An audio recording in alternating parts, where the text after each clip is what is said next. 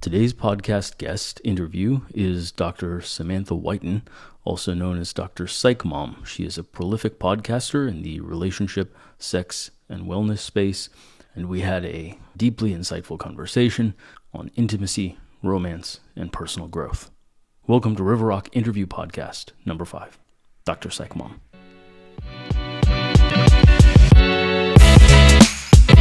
All right. Hey there. Welcome to the podcast. Hi, thanks for having me. Yeah, and is it Dr. Whiten or Dr. Whitten? Yeah, it's Dr. Whiten. It Okay. used to be Dr. Rodman, now it's Dr. Whiten. Okay. So you could say that. Okay. You could say DrPsychMom, or you could say Samantha, or whatever you want. DrPsychMom, yeah, that's the podcast. I came Yeah. across you on the Reddit forum, HL community, where you have... Oh, yes, I hear that I am a love or hate person on Reddit. I don't go on Reddit because I don't need to see all the hate, but I have heard that I'm a polarizing figure on Reddit. I can imagine you are. In the HL community, it seems to be all positive, so that's the one I follow. So that forum generally seems to be generally in favor of your perspective, which correlates with me, I guess. So they sound like very high intelligence as well as high libido people then. They must be if they recognize the value there. Yeah. So, like I said, I spent the morning really going through a lot of your podcasts, as many as I could get through. And many of the things you say, I resonate a lot with me, and I'm very much like my patient population. The patients who come to me, we share actually quite a few things in common, typically. In particular, I think the general attitude that seemed to hit me the hardest was there's no such thing as a free lunch. Yes, my husband makes fun of me for how much I say that. I say it as much as possible because I think that really is a key aspect of relationships that seems to go under the radar. How did you come to fall in love with that idea or Well, I mean, I've been in private practice for 14 years, and like one thing that I notice even more now than when I first started was what I call this cult of boundaries or preferences, where everybody seems to think that if they don't like something, then they shouldn't do it. Mm-hmm. And you see this in parenting as well, and think it's raising kind of a generation of difficult people, and where every single preference, and this is like some balancing act, right? Because when people have when people have multiple kids, that means that if one likes something that the other doesn't like and the other one doesn't like what they like, then we don't know what to do. That's right. Because God forbid anybody should suck anything up ever. Right. And I think that this idea was well intentioned. It came from a generation of people that had felt invalidated, but now the pendulum has swung the other way, such that the children are frequently over-validated, and so is each spouse in the relationship. Yep. So it's like if somebody says, I don't like X, then it's like if you think X should happen anyway, it's almost like you're considered an abuser. Right. Yep. And it's an impossible dynamic for maintaining an interpersonal relationship that is predicated on generosity, closeness, compromise. There's just no way to because people say to me, okay, how do you get both people's needs met while keeping the relationship intact? There's no way to get both people's needs met if people's needs are so shallow as to be, I want to play pickleball, no, I want to go skiing. Yep. We can't ski while we play pickleball, That's so right. Thus it's an impossibility. That's right. Yeah, no, I think that's really insightful. I've talked at least in other videos on this sort of notion of over-validating, or the idea that maybe some emotions are not valid, and we need to explore if it's based on a misperception or a miscommunication or whatever, then your emotion has, let me correct the intention there before you go so far into an emotion that we can't even come back from it. Well, my other thing that I like to do that's related to that is flipping the gender and then seeing how things would sound. So, like, I was just talking about this in my Facebook group. I have a Facebook group that people could join. It is like there was this woman on TikTok, and she was like very frustrated at the idea that her husband, that she said she was overwhelmed. And this is common, so it just wasn't this woman. It was like, Sure. This is a known thing. she says she's overwhelmed, and the man has the temerity to ask, what should I do to help? Oh my God, is that frustrating? She almost lost her mind, because the fact that he would have to like ask her gives her some emotional labor, God forbid. Sure. So, but then if you think about it switched, this guy would seem like the worst man on the planet if he said, oh my God, my wife is so horrible. She asked me what she could do to help me when I was in a shitty mood. Yep. Right? I mean, that would be like, everybody would be like, you are such a jerk. Right. So I think that there are certain feelings that are less valid, and those feelings are sometimes men's feelings get to be less valid. Yep. Feelings where a person wants sex are always less valid than when they want emotional connection, which is supposed to be everything that excludes sex somehow in this dichotomy. Like, there's a lot of things that are not, it's like Animal Farm. Some of us are equal, but some of us are more equal than others. Yeah. Great reference. Yeah, absolutely. It's an interesting, and you make a number of these where you kind of say, well, you're referring to something in terms of romance for women being like an emotional blowjob for men, right? Yes. And you making these really interesting cross dynamic kind of comparisons about the emotions that are evoked. I find those really compelling. How do you come up with those? I think those are really on point. Well, I mean, a lot of work with couples, man. Sure. I mean, like the amount that men are yearning for adventure, novelty, closeness, acceptance, all of those things, they manifested in the physical and sexual sphere. It literally exactly the same way that the woman wants a date and like flowers and a poem or like whatever. And men don't realize that. So they'll look down on like, oh, she wants some bullshit. She wants flowers. Flowers die. Well, you Yeah. want a blowjob that's over in 60 seconds. So who's stupider there? At least the flowers last for a couple days. But like the point is nobody's stupid. Yeah, totally. Like it's just that everybody wants what they grew up thinking that they always wanted. And if you're trying to give your partner at least some of that fantasy, then I think that you're a good partner. But if you're focused on what am I getting, and am I always at 51% while you're getting 49%, which is a frequent dynamic that I see, it's a very competitive, business-like, resentful marriage. It's an interesting. This is actually something I have thought about quite a bit, and I don't know. Maybe you can weigh in. I think in any relationship, there is a good relationship, ideally, there is both an element of transactionality and an element of non-transactionality and generosity that, hey, I'm not keeping score, I'm not paying attention, I'm going to give as much as I can in the ways that mean the most to you. I want to understand what those are, and I really want to do the work to make that happen, irrespective of anything else. And then, on the other hand, if you're not doing the same, at some point the discrepancy becomes too large, and I feel, taken advantage of, ignored, unappreciated, whatever it is. How do you balance the transactional with the non-transactional? I mean, I think that a lot of this gets at what I call the 100% marriage instead of 50-50. When people are always trying to do 50%, like, oh, it takes 50 in this marriage. No, it takes 100. Like, you really, it's kind of, people understand it a lot better when the analogy is about their kids. Like, you don't, like, try to do, like, exactly the bare minimum for your kids. Yes. And then if they don't act grateful enough, then you're not going to do anything else because, screw them. Yeah. Like, people don't act like that. They try to live into, like, an idea, a principle of being, like, a generous and loving parent. And this used to be endemic to the idea of marriage as well, but it really no longer is. People used to get a lot more of their identity from their marriage and from being a good partner. Yes. The idea of being a good wife now is like basically something you could only Google on like Christian blogs. Yes. That's actually very true. That subset of people seems to still hold that value of taking pride in being in being a good partner, right?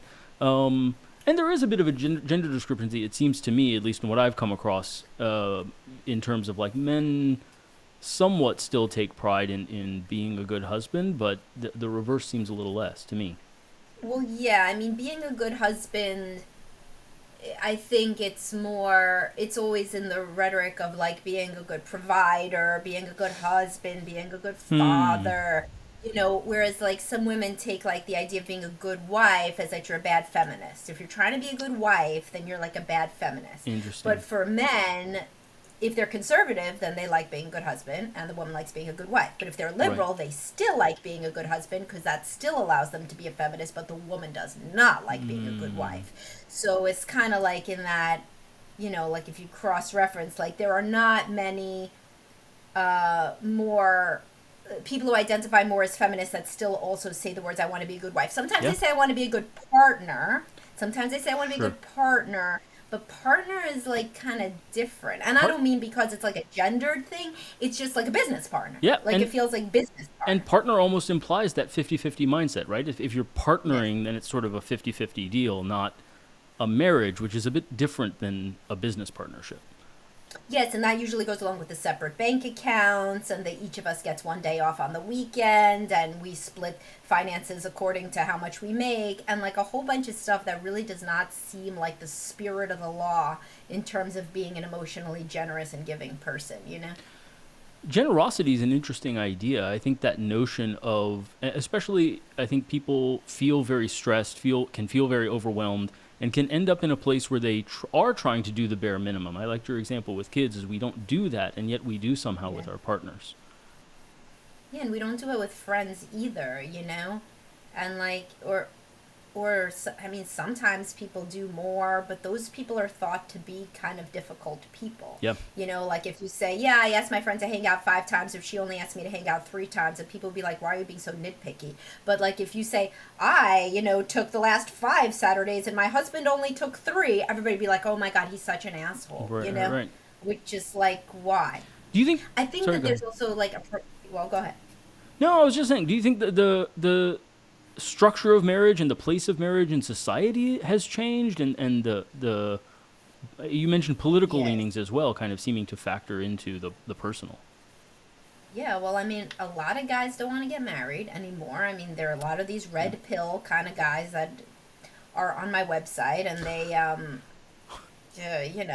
in between dissecting me and being rude, they all do say things like, "Why should men even get married anymore?" Which is obviously an exaggeration. However, it is kind of a point of why, in general, people would want to get married if a culture does not value marriage and there's not much support.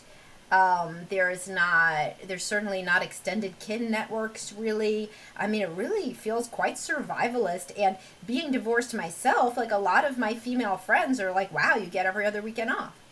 Like, wow, Mm-hmm. like that's amazing. Mm. And so, in a world where that is better, and there was even an op-ed in the New York Times, I think, about like co-parenting could save marriage, and the author was saying that she had been divorced, and this was the first time that she ever got any time to herself, and she feels that the idea of co-parenting, but it's interesting, of course, then it had to go back to this business-like divide because she was like, well, within marriage, then maybe we could each have a weekend off. Well, if each of you has a weekend off, you don't have any weekends together, etc. Yeah. But it's just this idea that it used to be like really a big thing. Like everybody would come together to help like a married Yes. couple, everybody in the family, the community, like people were more religious. There was a lot, everything was embedded within a fabric of this social, these norms that included marriage, and it's not like that now. Yeah, the I talk on with one of my best friends. We a lot about the notion that the traditional structures we had may have been based on beliefs that scientifically we may not agree with, and yet they provided a fabric, like you say, that is difficult to replicate totally on your own. Just to say, okay, from nothing, I'm going to develop an entire set of values and an entire set of norms and Yeah. behaviors. It's a lot of Yeah. work to try to replicate that. Yeah, people try to do like kind of counter culture, like counter to their parents, but then they don't really know what they are supposed to be Hmm. doing, and so it turns into a lot of, well, if I don't feel like it, to get back to what you were saying Yeah, yeah, originally, if I don't feel like it, it must be wrong somehow. Like if I don't like it, if it's not fun, then something must be going on bad and wrong, and so therefore, marriage is terrible because I have to do things within it that I don't want to do. Yeah, I mean, so on that idea, something I talk about a lot in my practice actually is meaning and purpose, and the idea that our intimate relationships can provide, and I think that's part of why they are huge for longevity. We see that, in epidemiological data that a good intimate relationship does provide longevity benefits, or a network. Right. Um, but that requires a certain when you find something meaningful, you are willing to tolerate discomfort in pursuit of that thing. Whereas if you're just looking for Yes. pleasure, then the moment anything's uncomfortable or isn't what you like, you kind of like, well, why am I even doing it? Right, and of course that's the opposite of how anxiety is treated, right? I mean, with exposure Exactly. therapy, etc. Yep. And it's the opposite of how you grow is always by going outside your comfort zone. But a lot of things now, particularly within the relational sphere, are do not offend me, do not burden me, do not stretch me, do not discomfort me in any Yep. way, and that we can be okay. But then nothing happens really. Yep. It reminds me, Khalil Gibran called that the lust for comfort, and said it murders the passion of the soul, and then walks grinning in the funeral. Um, and I Yeah. think that drive to be comfortable at all times ends up really breaking apart some of these bigger things, like a marriage, or like a long-term relationship that's Yeah, intimate. or like a sex life, Yeah. which is like a lot of what I talk about in terms of like Yep. the trajectory of female desire over the course of monogamy. So, with responsive desire, as you probably heard on all my podcasts, you have to start having sex before you want to have sex so that you can start to want to have sex because you're responding to the arousal, which would never happen if you hadn't put yourself in the position where you could experience any arousal. So if a woman says, I don't feel like having sex, I never feel like having sex, ooh, congratulations. No one does after a certain point in monogamy. That's a female, pretty much. Not even the high libido ones, really. Hmm. After kids, with all these different things, except if they're ovulating or what have you. But if that just means like a hard no, because that is like yucky or something to be forced out, and that's a real word people use, Hmm. to get forced outside of their comfort zone, and that feels like rapey, or Mm-hmm. another word, to even try to kiss your husband when you're not in the mood. Yep. I mean, that is like a far cry, really. I mean, of course, there are some men who are complete assholes and try to force, try to turn everything into a bad interaction. But for the majority of people, the men are too nice Mm-hmm. because they're so terrified of being thought as this one of these rapey, creepy kind of guys. Sure. So the minute the woman doesn't have the innate desire to have sex, the whole thing is over. Yep.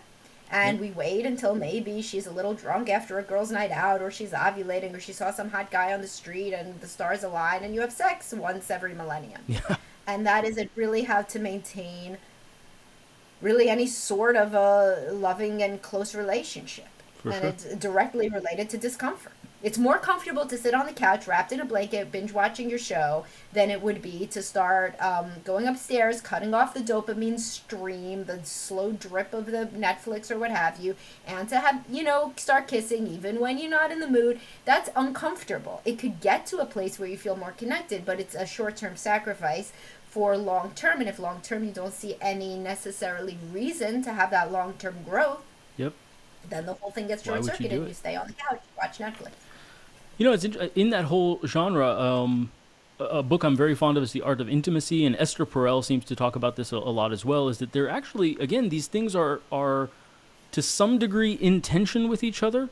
The notion of comfort, security, closeness, Yeah, very familialness, much. Mating in captivity, as she writes yeah, in yeah, Mating in versus Captivity. eroticism, passion, which requires a bit of space. It requires room and kind of like almost a distance in some way to generate that spark. Um, Yeah. and But if you're yet, so people used to are. pursuing comfort, you may not. Yeah, and also, I think the telework thing, like, killed that for a lot of people, too. Mm, Like, it used to be that they would both go out of the house, they would engage with other sure. people, then they would come back, and at least they didn't see each other for 8 or 10 hours. Now, you see each other Wow. constantly.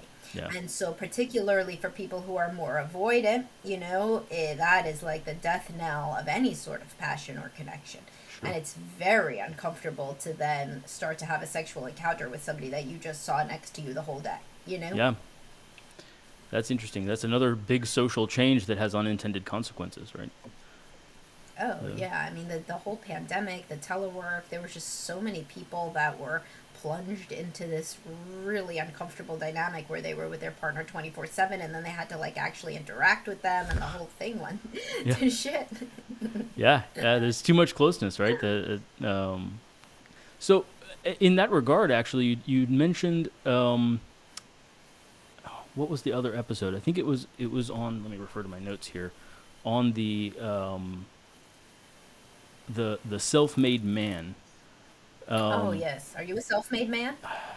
I Yes. resonated in an uncomfortable degree with both the self-made man. So I'll throw all my just so you know who you're talking to.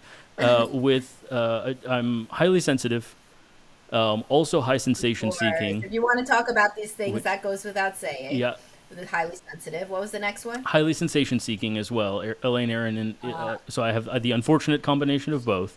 Both. And then the self-made aspect, and definitely the overfunction, underfunction kind of. Overfunctioner. Yeah. So I have Good. So you hit all of them. yes, You hit exactly, bingo. exactly right, exactly right. Yeah. So I certainly identified with all of those. I certainly know that a lot of my patients also have that. Mostly entrepreneurs, mostly very successful. And in they pursue kind of the biohacking and they're concerned about Oh, yeah. longevity and this and that. Many of them are ready to start. They've built their company, they've sold their company, whatever it is, and now they're trying to start a new phase in their life. And they say, "Well, I've been chasing money for 4 decades. Now I'm gonna Now, chase immortality. yeah, yeah. That's I think that's the temptation. I think that's the temptation. Some of them that are very insightful though then say, "Well, I want to pursue a more meaningful connection with my family, or I want to pursue other things, Yeah. but I don't know how. I don't know. I think it resonated the idea of not having those skills. Well, yeah, if you let that lay fallow for all those years as you build your empire, it's not even just laying fallow, it's getting worse because the ways that those men interact at work are very useful. And then they come home and the wife's like, don't talk to me that way. I don't work for you, and Sure. the kids say the same thing. And I have another one that you'll probably like is when you're very successful, your kids may not see you as a real person, which is Hmm. something that was a podcast that I have with that Okay. I'll have to title. catch that one. And I see that happen with a lot of successful guys is like the teenage boy looks at them in particular, even the girl looks at them like, what do you know, rich man? You don't know about my problems, as they go to their private school and they're so upset about whatever. Not to say they don't have problems, everybody has Oh, problems. sure. But yes, a lot of people, they build themselves a nice coffin like that, Hmm. with their family because it's like, they are no longer taken seriously. And their wife doesn't take them seriously either. I see that a lot because the wife is like, look at you. You get to do whatever you want. There you go again. Go into your tennis. Go into your golf. If we don't have sex, what's it to you? You get to Hmm. do everything else you want. And of course, in reality, he wants a genuine and authentic, deep connection Yeah. with his wife. He just may not be able to verbalize it. And he is at a space where he could do everything else he wants. So he does it, but he doesn't see that makes him kind of be in this like different category to her where she doesn't really have to worry about him anymore. Worry about him anymore. That's kind of interesting. Is there a notion that for connection to happen, there needs to some of that independence needs to be relaxed, or some of like in order to feel connection, there needs to be some Some need, yeah. If you're some so independent, dependence. then Yeah, totally. And that's what you would think about as the overfunctioner, hmm because, a lot of guys overfunction and then they're like, what the hell are these other guys that like say stuff like, I don't even know how to make a sandwich. Then their wife runs downstairs to make them a sandwich. How doesn't that idiot know how to make? Of course he knows how to make a sandwich. right. But maybe he does know, but he just knows that she also likes to feel very useful, and to make him a sandwich is taking care of him in a way like she takes care of the children. And she feels that if she drops dead, he would miss it at least because he wouldn't have a sandwich. Whereas a big thing that women frequently say with these over functioning, high achieving men in couples counseling is If I died, he would go back to work the next day. That's like a thing that myriad women have said, unprompted. They feel just like the guy is an automaton. He does what he needs to do, and he's not terribly vulnerable, and he don't need anything. That's not a good way to feel. That's hitting a bit close to home there. Yeah, so I mean, but then how do you take on needs that maybe you don't feel? Like how what is the way out of that trap? Well, I mean, the way that guys, first I'll do the way that guys do it that doesn't work. What they say is, but I need her for sex. The woman's like, well, what am I, your whore? You know, like, oh, you need me for sex? No, you don't. That's just a want, blah, blah, blah. You could go jerk off.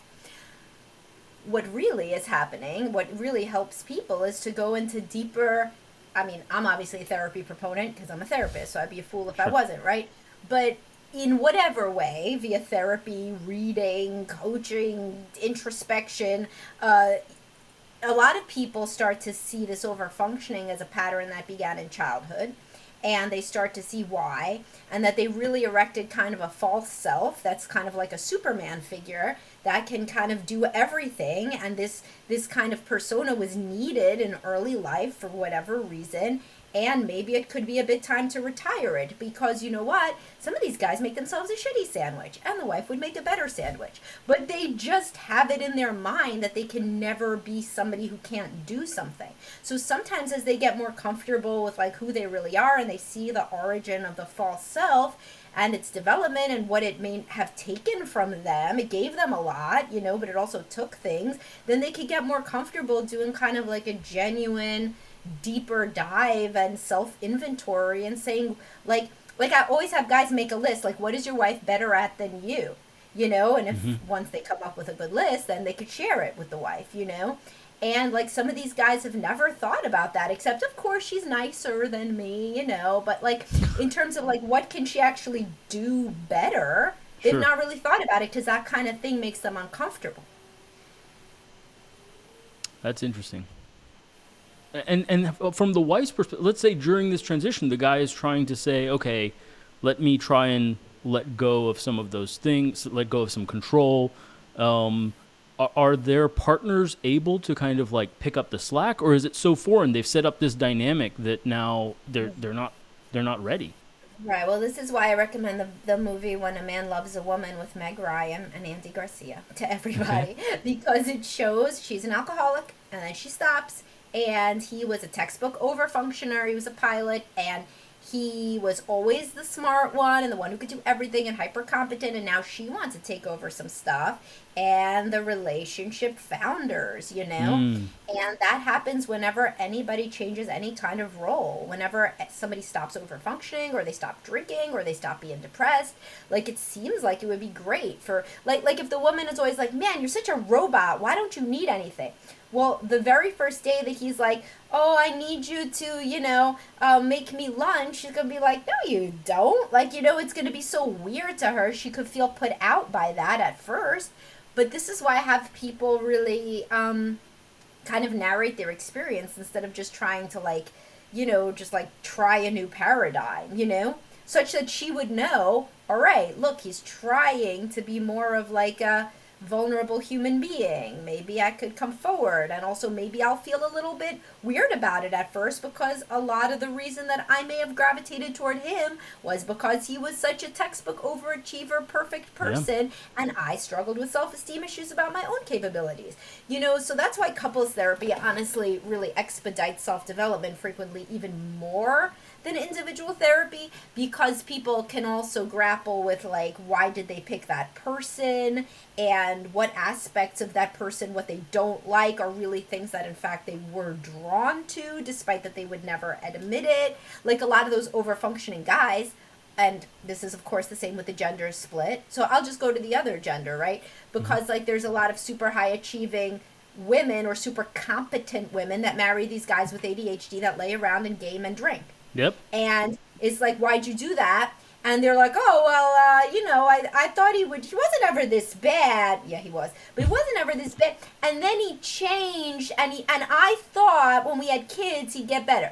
Basically, the reason is It made you feel good, made you feel needed. You were raised to be an overfunctioner martyr. And when you met him in college, his dorm room looked like garbage. You came in, you cleaned it up, you vacuumed it, you started to make him a sandwich, you bought him socks, you got him his first dentist appointment in 3 years, and you felt very proud of yourself because that's what you thought you could give to the relationship. And now, after kids, you're trying to change the dynamic, and he doesn't know how to make a dentist appointment because he never had to.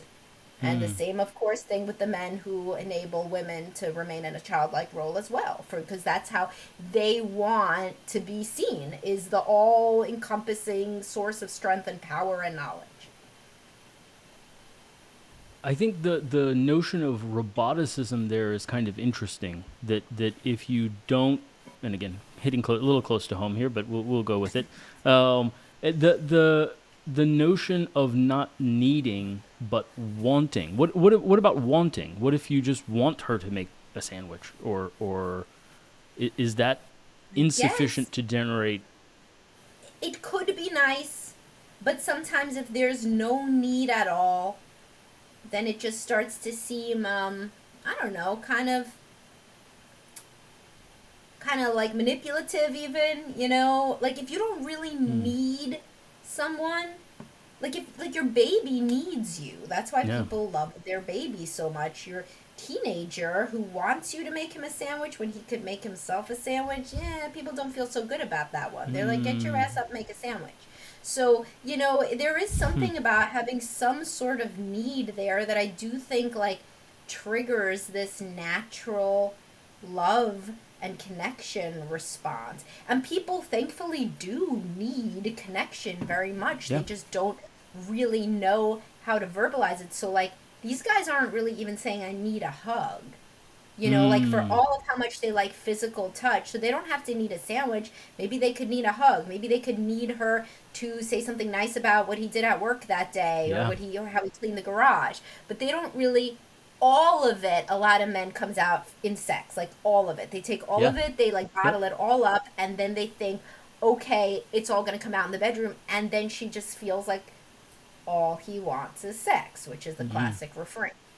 Well, because he created the situation where all he wants is sex because he's put everything into that one domain, right? Because that's the That's only the. way he feels masculine. It's the only way that he feels that he's not being needy and Yep.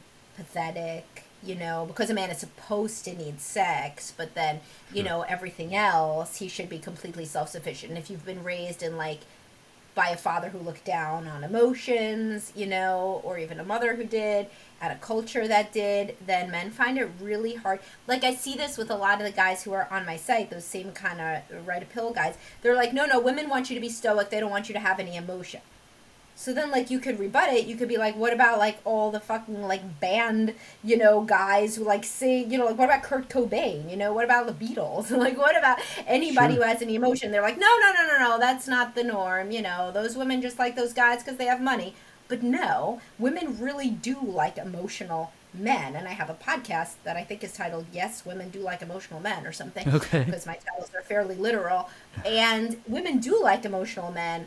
They don't like men who are like obviously like whining all the time, but men don't like women who are whining all the time either. But Right. both Totally. genders like emotional human beings.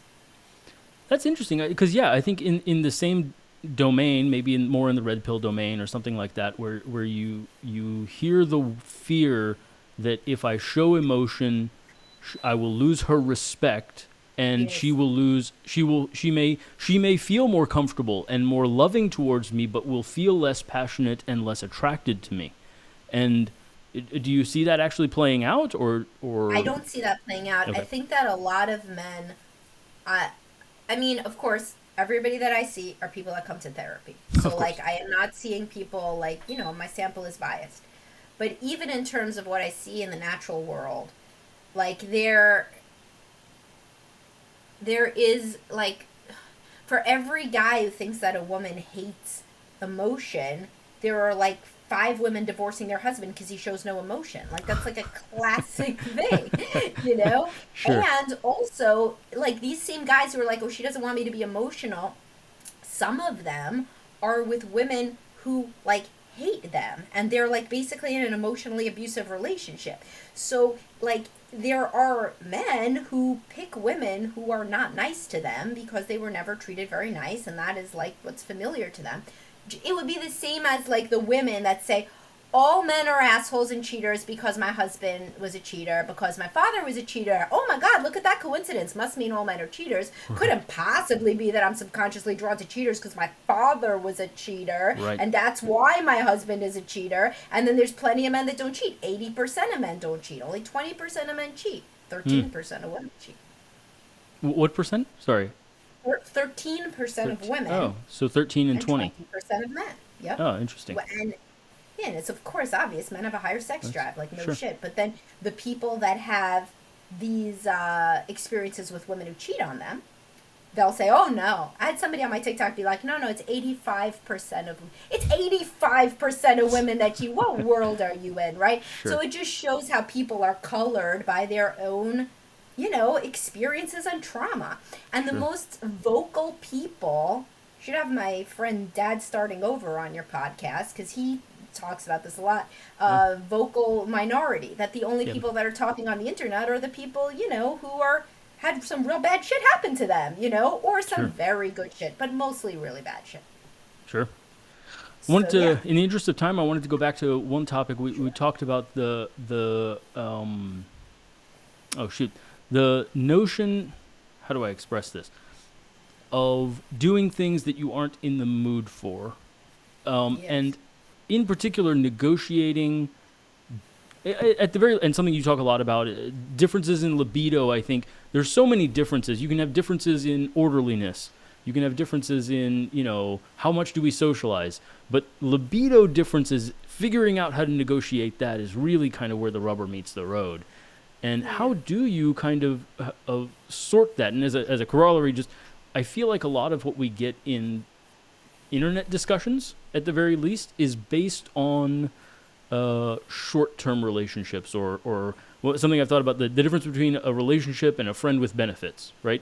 Is that in a short-term relationship, we'll take the set of things you like and the set of things I like, and we'll only ever do the things where we meet, right? And everything else is off the table in some sense. But in a marriage, that starts to break down as a negotiation strategy. Well, yeah, sure, except in the situations where women basically think that masturbation is the same thing because they've been trained to think it's only release. So they say, oh, we're going to fix that because the Venn diagram is that we have sex sometimes and the rest of the time over here you masturbate. And men don't usually like that unless they've been trained to never argue, and then they just think it's a good idea. And they don't, really, but they kind of do. But yeah, the point is also, and I just literally did a video about this, also, men very much understate how much sex they want, which also confounds this quite a lot and sets women up to fail because they don't want to come off rapey or like creepy. So like even a young guy who could, like, say a guy who's 25 could do it twice a day. He's not going to say that to his newlywed wife because he doesn't want to seem like some kind of pervert, and he doesn't want her to get hopeless to the point that she lies down like the learned helplessness dogs with the shocks, right? So he doesn't say it. Instead, he says, oh, I would like to do it 3 times a week. Yeah, right. That's not real. So she's like, oh, well, I would like to do it like 1.5 times a month. So I guess that gets us, to every other week. And why are you so sad? Like, why are you being resentful? Why do you have an attitude? Because he set her up to fail. If he said, I want to do it twice a day, then she would be like, oh, shit, well, I guess, that may average out to something else. Maybe she wouldn't do it. Maybe she would, but at least she would know why he was mad, right? At least it would be an honest discourse. So frequently in couples counseling, I ask people, truly, how much would you do it? And they're very, very surprised. And the woman will say, oh, no, I know this. He would like to do it twice a week. I would like to do it once every other week. That's why we do it once a week. And I'm like, is that really how much you would want it? And he's like, well, I don't want to overwhelm her. And I'm like, no, I'm asking you, And he's like, but I wouldn't really, I know. The kids are in the bed. I mean, we can't. I'm like, what are you, though? Do you have, what do you want? And eventually he's like, well, yeah, I would do it every day, but of course that's a pipe dream. I understand why that can't happen. So, like, the entire thing has been predicated on, like, this, like, false equivalency that, that does not exist. So honesty is super big in negotiating desire and like libido mismatch. Also, a lot of education is very important, specifically about responsive desire and how women within monogamy can be aroused when they start versus spontaneous desire, which occurs when you're younger and in non-monogamy, where you feel horny, right? So that's how guys feel. They feel horny, then they want to have sex. But Yep. for women, frequently they have sex and then they feel horny. Mm. And then along with that goes the importance of foreplay, the importance of extending the encounter, the importance of the man understanding how to please the woman in different ways such that the encounter can be long enough for her to decide that she wants to have sex. If the whole interaction is 10 minutes, she went through the whole thing and didn't even get a chance to figure out if she wants to have sex or not. And because it sucked, she doesn't want to do it again. That makes a lot of sense. What is there an equivalent for women in terms of romance and emotion? The notion that I want this much attention, but I'm not really willing to say how much I want? 100%. 100%. Most women feel that they would be looked down on and the husband would just laugh or he would just completely give up if she said something like, I would want you to text me that you love me 5 times a day and plan a date every week. And then meanwhile, these guys are like, I don't see what the problem is. I told her I loved her. I think that was in September. We're good, you know? And, Sure. and she's never verbalized anything. So the less open of a home that you grew up in, the less likely you feel that it would go well if you were to express your true desires, because that's not something that you were taught to do. And if you did do it, it did not go well. Yep. Yep. How are we on time? I want to be respectful of. I know We you. can keep going up Okay. till, I guess, a couple minutes before I start Okay. at 2. Cool. So the other thing I had written down here was what you did a whole episode on what it is to be romantic. What is romance, and the feeling that's generated.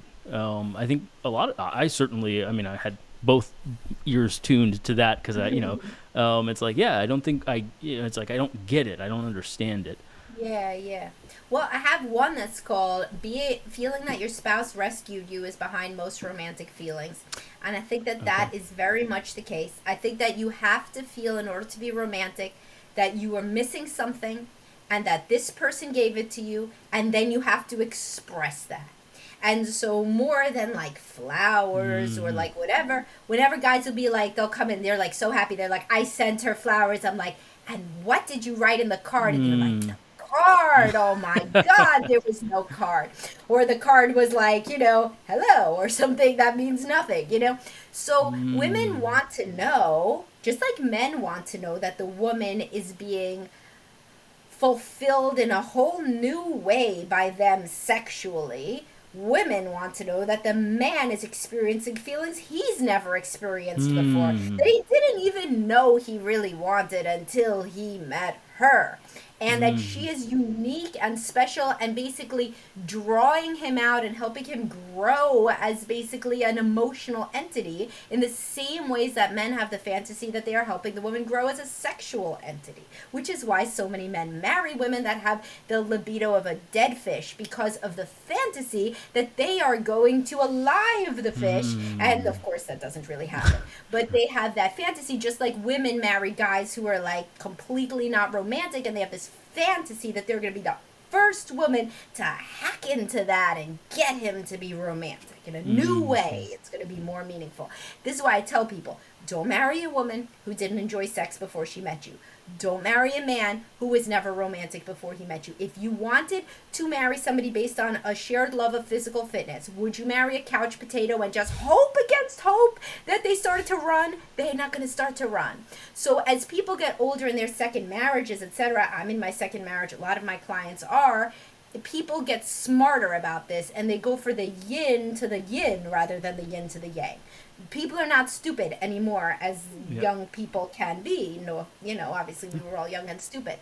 But it's people look for low, opposites attract. Opposites don't attract that much. Or they lead to a lot of problems too. I mean, it's an interesting idea and dovetails into something you talked about in your Traits of a Happy Marriage in terms of like gender roles. And in one way, it's an opposite, but in another way, both people have to have the same view, right? So it's actually a similarity on some level. Do we both agree that we should be opposite in this way? Yes, if people respect it, like if a, and but you got to understand you're going to respect it less as time wears on, possibly. You Hmm. know, particularly as we discussed within the context of that marriage isn't such a huge value anymore, and people don't really get off on weathering the storm anymore like they used to of unhappiness. But like in second marriages, like introverts tend to go for introverts, extroverts tend to go for extroverts. People who like Hmm. sex go for each other, and it's much easier. And HSPs go for HSPs. All Sure. highly sensitive people they're kind of done with the non highly sensitive partner. Yep. They just have had it with trying to explain to somebody, why they're crying about music. They're just done explaining it. They want somebody Yeah. else who Yeah. gets it. That's fascinating. The experience may change the selection process, right? Is once you've been through the mill, you're like, okay, I don't want to change somebody. I just want somebody more compatible from the get go. Yeah, the changing somebody is like the majority of the things that I see in couples counseling is people that say, why can't I just change this person in this way? Otherwise, they would be so good if I could just change this one core aspect of their entire identity, like, which is obviously not possible. Right. Right. Totally. Um, I think the last one I wanted to touch on was the notion of expectations of grit, or maybe expectations of any personality aspect. If you want to get conscientiousness or orderliness or industriousness or extroversion. If you are a particular way, what is the right amount of similarity or difference from a partner? I mean, of course, there's no exactly right, and men tend to be more, what's the word? They can roll with things more than women can generally. The men are more romantic. Evolutionarily, a man can be so romantic about a million women and spread his seed to 100 women. He's so excited, and women are like, I only got a couple chances. Like, is this guy going to be really, the right one for me? But, as long as it's got to feel easy, and that's really the thing, is that the older you get, you see that the people whose marriages work out, it was easy from the beginning. Their relationship felt Mm. easy. Whereas the people whose marriages don't work out, it was hard. It was hard right from the beginning. They were fighting about basic differences in the ways that they viewed the world right Mm. from the get-go. And I see people all the time who want to come in for couples counseling who are not even married. I don't even take them anymore because Mm-hmm. I don't believe in it. If they want premarital counseling because everything's fine, they want to talk about what can happen, okay, cool. But like if you're having that bad conflict that you need to see a couples counselor before you're even married, don't get married. This used to be common Mm-hmm. sense, but now it's a great time to be alive for a therapist because people love therapy. So they're like, no, no, no, just fix it. Like, we're going to come into therapy. Then it's going to be okay that we're basically incompatible. Mm. We've been dating for 6 years because we can't decide to get married. No, it's not. So as long as it feels easy, which it frequently does, the more self awareness and self knowledge people have, then the easier a relationship feels. Because you necessarily weed out people at the beginning that, like, it just doesn't, Yeah. it just doesn't work. That's an It just, interesting take because I was raised in a lot of ways. My mom always said, "Well, marriage takes work," and then as an overfunctioner, my definition of work is, well, I don't expect it to be easy. I expect to work at it, and so yes. easiness has never been kind of my metric. That's a really interesting idea that it should be easy at least at the beginning, right? And Oh, something to look yeah. for. And it's interesting. Sometimes I see two overfunctioners get together and they will, in for like a second marriage, and they'll just like be doing like a whole bunch of shit because they're like super Yeah. competent people and they get each other, and like they have finally both moved past the dead weight that they were carrying in the first marriage, the one they had to schlep along and do everything for, and they're both done, and now they're just gonna have this life where they just get up and do shit like every day, and they're Yeah. productive and they're happy and they identify with each other and they build, a life together. And then the underfunctioners honestly find each other too, Yep. and they kind of lay around to watch TV or whatever they do, Yeah. and it's totally different. And nobody's up their ass to get up and clean and do this and do that. Yeah. Really, compatibility is like super important. And I Yeah. feel like compatibility, love languages, all this shit should be taught in school instead of like calculus, which nobody Sure. uses. I like And it calculus. well, sure. I'm the one. Somebody I'm who the went one. into the Yeah. you're the Yeah. one. Yeah. But it should be an opt-in. But Yeah. like the thing about like compatibility is people are taught these like romantic fallacies, like this opposites attract type of stuff that is just Yeah. like Disney romance, like Beauty and the Beast. You think Beauty and the Beast would have got together in real life? No, it'd be two beauties and two beasts. So that would have been a lot better relationship. And it's but it's the truth. And I talk to people all the time when they're deciding, because there's something called discernment counseling when you decide whether or not to stay together. And I'm like, but like you don't really do anything the same. You don't want to have the same kind of life. The children are going to be out of the house soon. Why are we doing this? Like, trying to get this square peg into this round hole for yet another decade of the one life you get? For what? Yeah. That's fascinating. I think that notion of a metric of compatibility as easiness. Do you have any feel for what let's say you have a couple that's together, what is a good metric or set of metrics you might use to determine how intimate they are, how close and how successful is a relationship that's already been together for a while, that they could say, I'll oh, tell look. you, like the number one thing that I see in that regard is, do they have a lot of things that they don't tell each other, that they feel they cannot tell each other, whether it's in the sexual domain or it's in the emotional domain. I think that the closer and more genuine you are, the less secrets and the less parts of your personality you really have to hide, whether it's implicitly or explicitly. The couples I have that struggle so much, it's like they always have to keep part of themselves like secret or hidden, like they feel like maybe they're being too sensitive, or they're being like too insensitive, or they're being too this or too that.